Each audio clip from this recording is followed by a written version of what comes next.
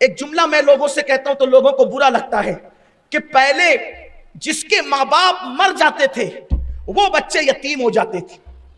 پہلے جس کے ماں باپ مرتے تھے وہ بچے یتیم ہوتے تھے. آج ماں باپ ہونے کے بعد بھی بچے یتیم ہیں. آپ کہیں گے ماں باپ ہونے کے بعد بچے یتیم کیسے ہیں؟ یتیم کون؟ نہ جس کو ماں کا پیار ملے نہ باپ کا پیار ملے. یتیم کون؟ نہ جس کو ماں کی تربیت ملے نہ باپ کی تربیت ملے. بولو ہمارے بچے یتیم ہے کہ نہیں جیتے جی؟ آپ کہیں گے وہ کیسے؟ میں کہتا ہوں کہ کیا ماں اپنی اولاد کو وقت دے پا رہی ہے؟ ماں کے پاس کھانے پکانے کپڑے دھونے کے بعد جو ٹائم بچتا ہے وہ موبائل لے کر کے بیٹھ جاتی ہے.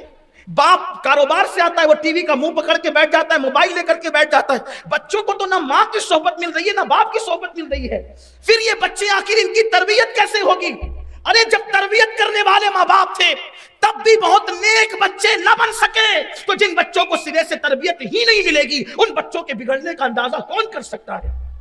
اس لیے بچوں کو وقت دینا ضروری ہے, بچوں کو ٹائم دینا ضروری ہے. ماں باپ آج بچوں کو وقت نہیں دے پا رہے. آپ اور ہم خود ایمان والا دھڑکتا دل رکھتے ہیں. اپنے دلوں پر ہاتھ رکھ کر کے سوچو کہ تم اپنے بچوں کو کتنا ٹائم دیتے ہو, تم اپنے بچوں کو کتنا وقت دیتے ہو. ہماری بہنیں کھانا پکانے کے بعد, برتن دھلنے کے بعد, کپڑے دھلنے کے بعد, گھر کے کام کاج سے فارغ ہونے کے بعد اپنی اولاد کو کتنا وقت دیتے ہیں. یاد رکھنا یہ جو جانوروں کے بچے پیدا ہوتے ہی کھڑے ہو جاتے ہیں, انسان کے بچے پیدا ہوتے نہیں کھڑے ہوتے, بلکہ انسان کے بچوں کو چلتے چلتے کم سے کم 1 سال لگتا ہے, اور جانور کے بچے 2-3 مہینے میں دودھ سے فارغ ہو جاتے ہیں. انسان کے بچوں کو دودھ پینے کی مدت 2 سال تک کے بتائی گئی ہے. آخر یہ 2 سال تک کے دودھ پلانے کی مدت کیوں ہے؟ اور انسان تو اشرف المخلوقات ہے. جو اللہ بکری کے بچے کو چند منٹ میں چلنے کی طاقت دے دیتا ہے, کیا وہ اللہ انسان کے بچوں کو چند منٹ میں چلنے کی طاقت نہیں دے سکتا تھا؟ جو اللہ بلی کے بچے کو چند منٹ میں چلنے کی طاقت دے دیتا ہے, کیا وہ اللہ انسان کے بچوں کو چند منٹ میں چلنے کی طاقت نہیں دے سکتا تھا؟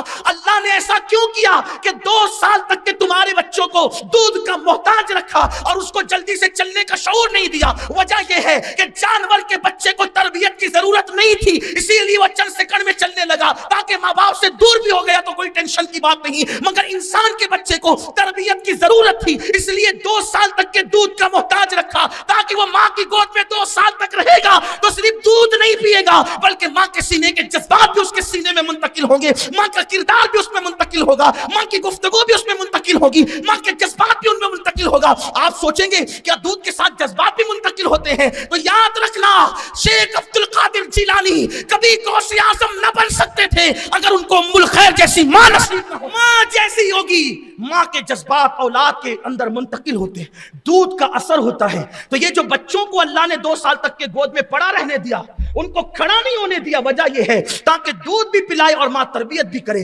لیکن افسوس وہ ماں کیا تربیت کرے گی جس کو خود غسل کا طریقہ نہیں پتا؟ وہ ماں کیا تربیت کرے گی؟ اللہ اکبر, جو ماں کو خود نماز پڑھنا نہیں آتی. اللہ اکبر. اسی لیے میں نے ابھی ایک بات جو کہی نا کہ عقاب کی مادہ اس کے ہونے والے نر کا کیسا امتحان لیتی ہے, گویا کہ وہ بالوں پر نہیں دیکھتی بلکہ کوالٹی دیکھتی ہے. اور آج سب کی نظر کس پر ہے؟ سفید چمڑی کی طرف.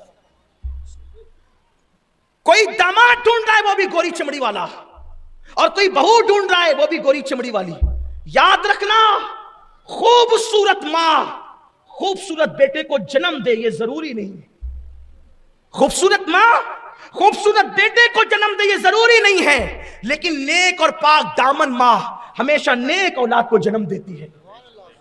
خوبصورت باپ خوبصورت بیٹے کو جنم دے یہ ضروری نہیں ہے, لیکن جو باپ نیک ہوگا اس کی اولاد بھی نیک ہوگی. اس لیے میری گزارش ہے, اتنے بڑی تعداد میں میرے جو نوجوان کھڑے ہیں, اتنے بڑی تعداد میں جو بیٹھے ہوئے ہیں, آگے پیچھے دائیں